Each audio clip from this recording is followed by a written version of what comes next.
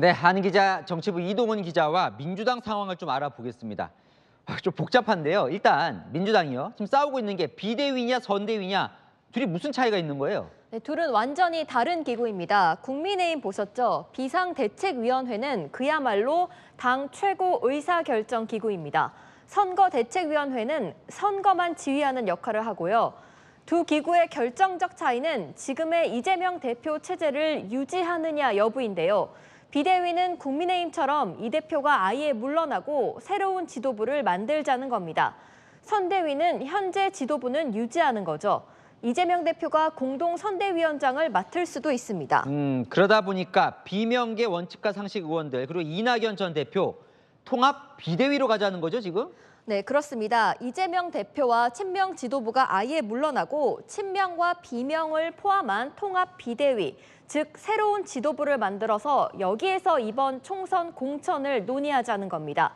하지만 이 대표 측은 이 대표가 물러나는 통합 비대위는 불가능하다고 맞서는 거죠. 그래서 그 대안으로 이재명 대표 측 친명 쪽에서는 통합 선대위를 얘기하는 거고요. 네, 맞습니다. 이 대표 측은 김부겸, 정세균, 이낙연, 3총리 통합 선대위를 구상하고 있다. 김부겸, 정세균 전 총리와 먼저 조율한 뒤 이낙연 전 총리와 논의할 것이라고 말했습니다.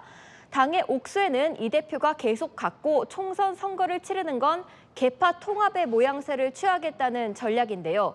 관건은 이낙연 전 대표 측입니다.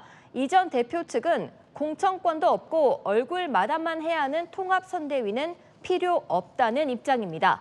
결국 핵심은 당의 옥쇄, 더 구체적으로 말하면 공천장에 누가 도장을 찍느냐, 공천권입니다. 자, 이 좁혀질 수 있는 거예요? 전혀 다른 기구를 얘기하고 있는데요.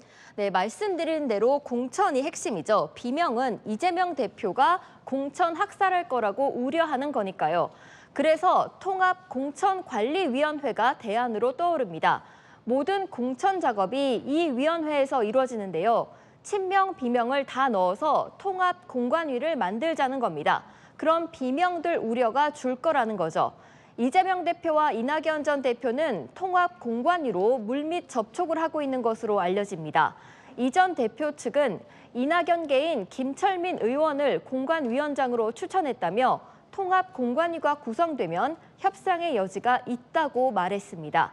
이 대표 측도 결국 공천이 중요한 게 아니겠냐며 개파를 고려한 통합공관위를 생각하고 있다고 전했습니다.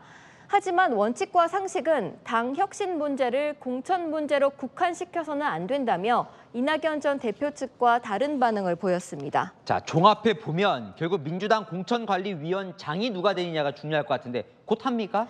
네, 이번 주 안에 발표될 예정인데요. 28일 이재명 대표와 정세균 전 총리 만남 때 공관위원장 윤곽이 나올 것 같습니다.